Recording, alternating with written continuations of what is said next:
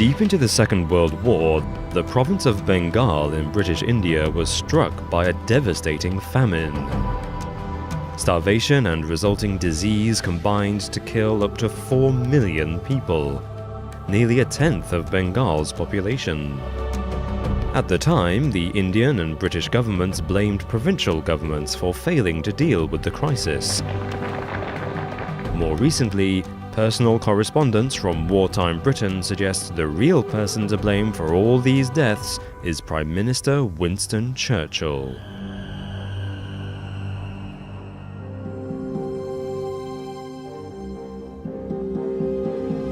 The famine was devastating. First-hand accounts reveal how people clamored for the starch water in which rice had been boiled. They were reduced to eating leaves and grass. The dead piled up in streets and villages because the living were too weak to cremate them. Parents would throw their children into rivers and wells to spare them a slow, painful death. Others committed suicide to escape the torment. The survivors were either lucky enough to find work in Calcutta or earned food by prostituting themselves. The people of Bengal depended on grain crops, especially wheat and rice, to survive. In late 1942, a cyclone hit the region, destroying a huge amount of planted grain and triggering an outbreak of fungus that laid waste to yet more crops. As a result, going into 1943, food stocks in Bengal were far lower than normal. Still, those 4 million people could have been saved by a timely supply of food from elsewhere. In 2011, journalist Madhusri Mukherjee uncovered documents which suggest the death toll reached such horrific heights because the Prime Minister of Great Britain, the man in charge of its vast empire, refused to help them. Mukherjee points out that before the famine even loomed, Winston Churchill's policies directly contributed towards it. In 1942, Japan took control of Burma, Bengal's next-door neighbor. To stave off the threat of a Japanese invasion, the British stationed a significant army presence in the region. They evicted about 180,000 farmers and seized 125,000 acres of farmland for the army base. They also seized all boats in the region and banned shipping, despite the fact that a significant proportion of Bengal's food supply came from trade in the bay. Furthermore, Churchill enacted a denial policy in the region, better known as scorched earth. Rice crops and stores of grain were deliberately destroyed by the army, just in case the Japanese invaded. Nevertheless, India still exported 70,000 tons of rice for the British war effort in the first half of 1943, just as the famine was taking hold. This was enough to feed 400,000 people for a year. While Bengal was depleting its food stock, Britain, on the other hand, increased its stockpile of food and raw materials to 18.5 million tons. Its population had 14 million fewer than Bengal's. Sir Archibald Wavell and the Secretary of State for India, Leopold Amery, requested food be shipped to India to relieve the famine. Churchill bluntly refused. He also refused offers of help from Canada and the United States of America. Australian supply ships sailed right past India and into Europe. Churchill wouldn't let them divert into Bengal to provide food for the starving masses. News and pictures of the famine were censored in Britain, so the British public knew nothing about it. A sketchbook depicting the famine was banned by the British. Churchill's reasoning was simple. The starvation of anyhow underfed Bengalis is less serious than sturdy Greeks. Churchill's racist disregard for India is well documented.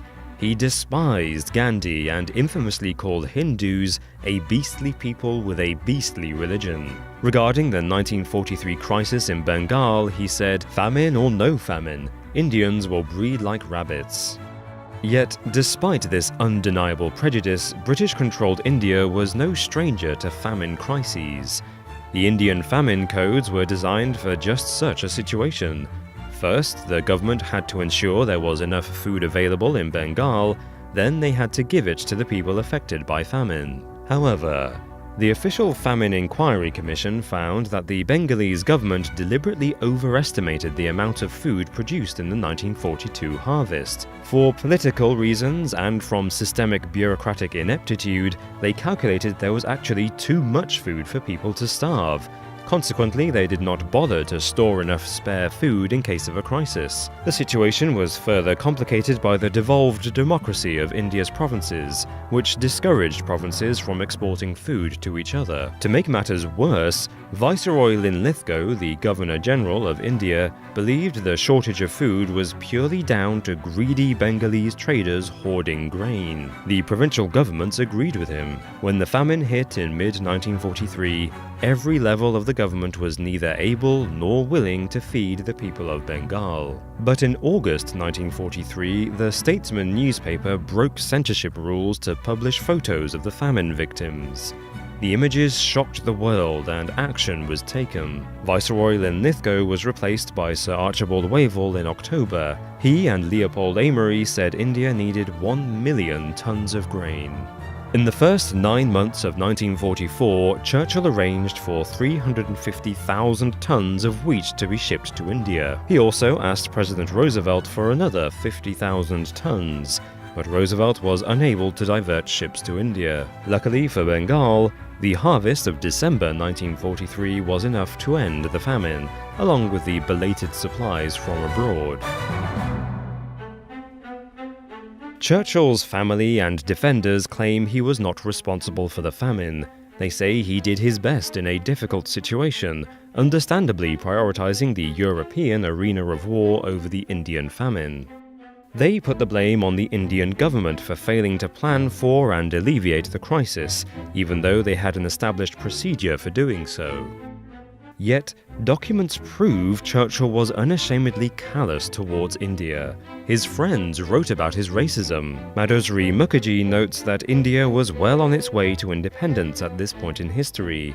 Therefore, Churchill didn't see the point in helping people who didn't want to be part of the British Empire. India gained independence in 1947. Over 2.5 million Indian soldiers fought for the Allies during World War II. Historians agree that Indian resources were essential to Britain enduring the massive conflict. The question is whether the almost 4 million lives lost during the 1943 famine were a necessary price for victory.